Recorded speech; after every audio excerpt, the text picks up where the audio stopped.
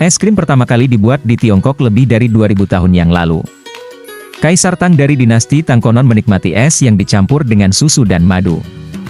Marco Polo membawa konsep ini ke Italia pada abad ke-13, yang kemudian berkembang menjadi gelato. Es krim modern seperti yang kita kenal sekarang mulai diproduksi secara massal pada abad ke-19 dengan ditemukannya mesin pendingin.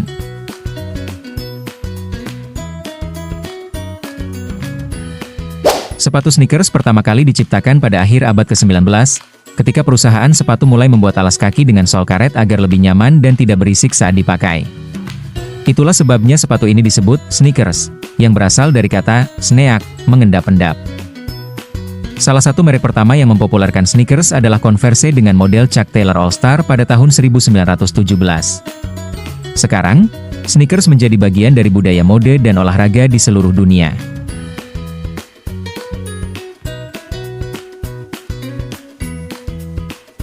Payung sudah digunakan sejak zaman kuno oleh bangsa Mesir, Tiongkok, dan Yunani, tetapi awalnya berfungsi sebagai pelindung dari sinar matahari, bukan hujan.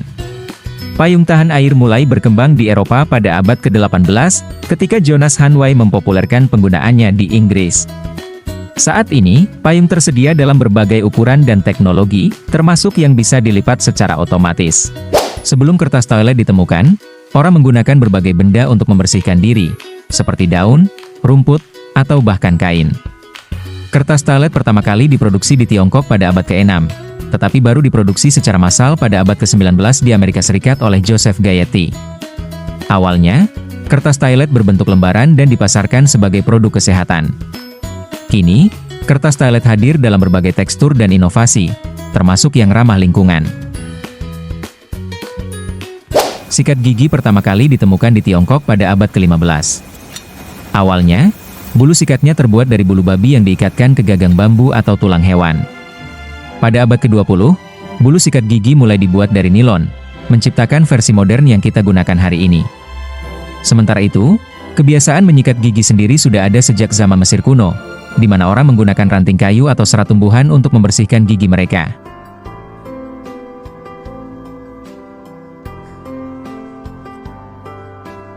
Sabun telah digunakan sejak zaman Mesopotamia sekitar 2800 SM. Bangsa Babilonia mencampurkan lemak hewan dengan abu kayu untuk menciptakan zat pembersih yang mirip dengan sabun modern. Bangsa Romawi kemudian mengembangkan sabun untuk kebersihan pribadi, dan pada abad pertengahan, sabun mulai diproduksi secara massal di Eropa. Kini, sabun tersedia dalam berbagai bentuk, dari batangan hingga cairan, dengan beragam aroma dan bahan tambahan.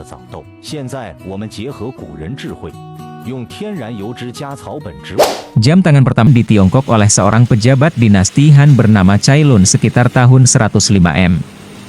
Sebelum penemuan ini, orang menulis di bambu, kain sutra, atau kulit kayu, yang lebih sulit diproses dan mahal.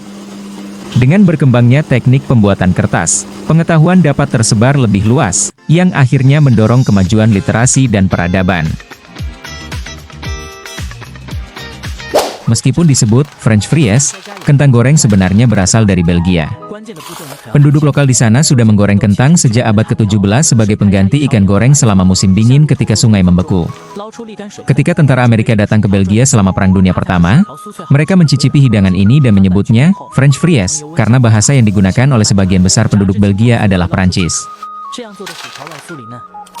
Kacamata pertama kali ditemukan di Italia sekitar abad ke-13. Pada awalnya, kacamata hanya digunakan oleh biarawan dan ilmuwan untuk membaca manuskrip kuno. Seiring perkembangan teknologi optik, kacamata menjadi lebih canggih, mulai dari lensa untuk rabun dekat hingga lensa progresif yang dapat menyesuaikan berbagai tingkat fokus. Menurut legenda, kopi ditemukan oleh seorang penggembala kambing asal Ethiopia bernama Kaldi. Ia memperhatikan bahwa kambingnya menjadi lebih energik setelah memakan buah merah dari tanaman kopi. Kaldi kemudian membawa temuannya kepada seorang biarawan, yang kemudian mengolahnya menjadi minuman. Kopi menyebar ke Arab, di mana para pedagang membawanya ke Eropa dan seluruh dunia. Kini, kopi menjadi salah satu minuman paling dikonsumsi di dunia dengan berbagai metode penyajian, seperti espresso,